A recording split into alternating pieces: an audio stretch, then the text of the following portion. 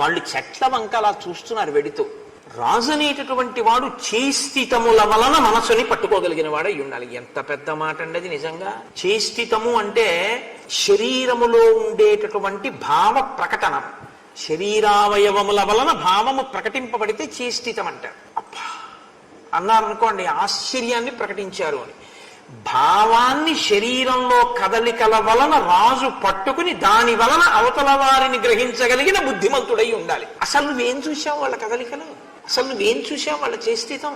వాళ్ళు ఎందుకు చూస్తున్నారో చెట్ల వంక, వాళ్ళు ఎందుకు చూస్తున్నారో ఈ శిఖరాల వంక? వాళ్ళు ఒక చోట నిలబడి ధనస్సు ఎక్కుపెట్టి చూడటం లేదు, ధనస్సు భుజాన తగిలించుకుని వెళ్ళిపోతూ చూస్తున్నారు. వాళ్ళు సుగ్రీవుడి కోసమే చూస్తున్నారు, స్నేహం కోసం.